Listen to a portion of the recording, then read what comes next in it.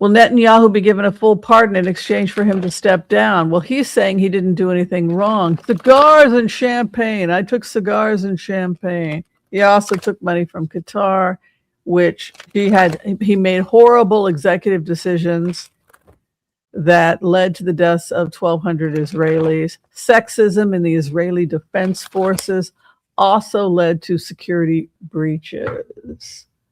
Sexism in the IDF led to security breaches. And the reason why security breaches happened because of sexism is because the women who were part of Nahal Oz guards that were watching the security for the country started noticing unusual activity.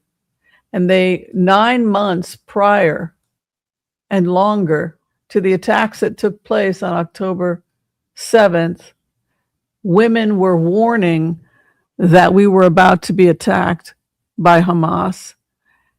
And they were accused of being hysterical and reporting the actions of farmers with pitchforks. And if they don't stop, they're going to be sent on potato peeling duty. Ha ha, you're a little girly. Smack her on the ass, your tits and ass in green fatigues, this kind of hypersexualization of female IDF soldiers, combined with the cultural narrative that women are to be seen and not heard, that women are not reliable witnesses. This is something that's been spewed a lot by ultra-Orthodox Jews, and as a result, it's made its way into the common vernacular of life in the Israeli Defense Forces, and sexual harassment and abuse in that unit. The unit that was watching the border had escalated, and 70% of the sexual harassment, assault, etc. case were buried without investigation by the Israeli Defense Forces a full 1 year prior to the Hamas attacks. So what we had a recipe for disaster. That's what the study finds. The study finds that sexism, young girls who were well trained, were placed as the eyes and ears of the Israeli government at the border, and then they were trivialized, minimized, debased, discarded, and dismissed, along with 40% of the intelligence that they supplied, which caused an intelligence gap, and that intelligence gap led to the intelligence breach of October 7th and the massacre that took place. That gender bias against female soldiers was the security lapse, and that gender bias is a national security risk for the state of Israel.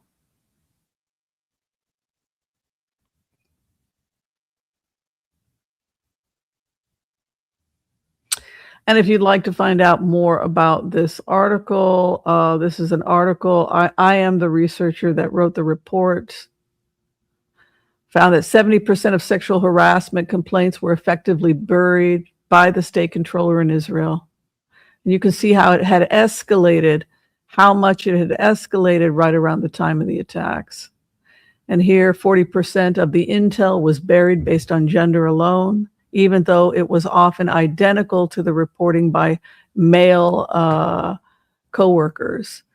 So even when identical data was submitted, female data was omitted 40% of the time, creating a security gap.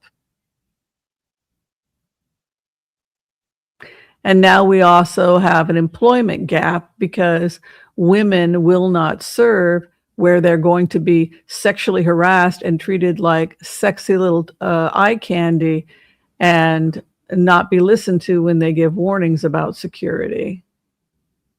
And here we have how they were spoken about before they died and how they were spoken about after they died.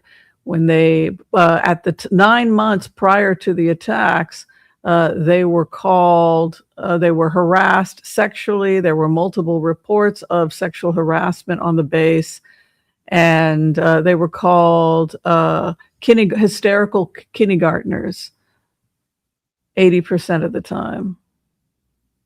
We see that that drops after October 7th, and they've learned to shut their mouth. Go ahead and think that women are idiots, but you can keep it to yourself. And we then see after their death, they become national heroes. 15 were killed and 7 were dragged into hell. All because of gender apartheid and discrimination in the IDF, which proves the point that when you take away anybody's rights, when you abuse anyone, the whole entire nation suffers. And sexism, particularly in the military, for any military, if the intel is being dismissed based on gender alone, is a security risk for that country. And it must be weeded out and addressed as a security risk. That is what the report shows. And I wanted to take a moment to share that data and to really take it in. If you are concerned about what happened, if you're horrified by what happened October 7th, and this is just one mistake of Netanyahu's administration, was to allow this kind of sexism to be dismissed and to use TikTok videos and X and YouTube to talk about sexy Israeli soldiers. This hypersexualization has led to a lot of sexual abuse of IDF soldiers who are women, not to mention trivializing them and not respecting them for the hard work and service they do to their country.